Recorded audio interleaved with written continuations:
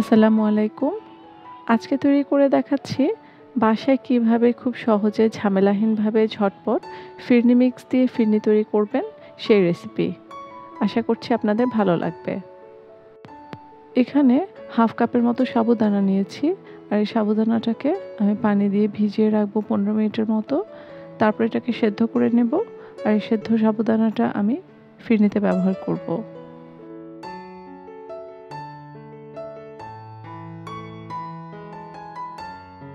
প্রথমে দুধ জাল করে নিতে হবে। আর এই জন্য আমি নিয়েছি 1 লিটার দুধ।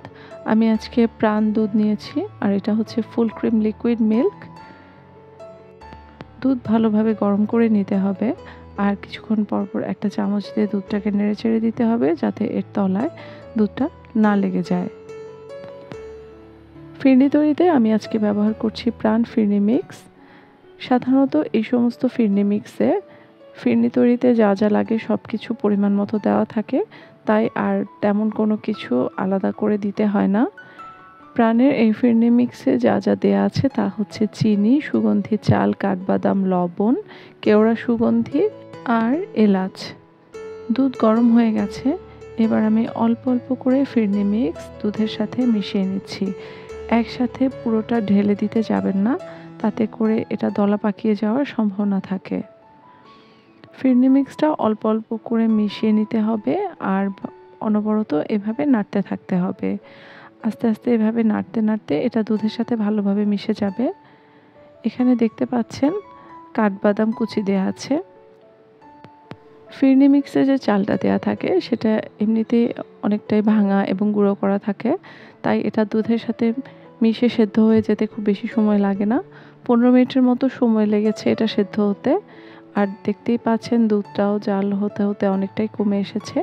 এবার এর মধ্যে দিয়ে দিচ্ছি আমি আগে থেকে যে সাবুদানাটা সেদ্ধ করে রেখেছিলাম সেটা। সাবুদানা ফিরনিতে মিশিয়ে দিলে এই স্বাদ অনেকটাই বেড়ে যাবে, তাই আমি সাজেস্ট করব অবশ্যই ফিরনিতে এই সাবুদানাটা ব্যবহার করবেন। সাবুদানাটা ফিরনিটা যখন প্রায় হয়ে আসবে সেই পর্যায়ে এটা দিতে হবে, তা না হলে প্রথম দিকেই যদি সাবুদানাটা দিয়ে দেন তাহলে কিন্তু এটা গলে যাবে আর ফিরনিটাও দেখতে ভালো লাগবে না। এবার আমি এখানে খুব সামান্য পরিমাণে ফুড কালার মিশিয়ে নিচ্ছি। এই ফুড কালারটা অপশনাল, এটা আমি আমার পছন্দের কালার আনার জন্য ব্যবহার করেছি। আপনাদের ভালো না লাগলে স্কিপ করে যেতে পারেন, তবে এটা ফিরনিতে একটা খুব সুন্দর কালার নিয়ে আসে। আমার ফিরনিটা রেডি হয়ে গেছে। এবার আমি এটাকে সার্ভ করে নিচ্ছি। যারা ফিরনি খেতে পছন্দ করেন কিন্তু ব্যস্ততার কারণে ফিরনিটা তৈরি করতে পারেন না, এই ধরনের ফিরনি মিক্স তাদের জন্য পারফেক্ট। এর সাথে যদি দু একটা উপকরণ যোগ করতে পারেন তাহলে আপনার ফিরনি কিন্তু কোনো অংশেই বিয়েবাড়ির ফিরনির চেয়ে কম হবে না। আর বাজারে অনেক ধরনের ফিরনি মিক্স আছে, অনেক ব্র্যান্ডের আছে। আপনি আপনার পছন্দ মতো যে কোনো একটা ব্র্যান্ডের ফিরনি মিক্স দিয়ে খুব সহজে এটা বাসায় তৈরি করে নিতে পারেন। সবাই ভালো থাকবেন, সুস্থ থাকবেন। আল্লাহ হাফেজ।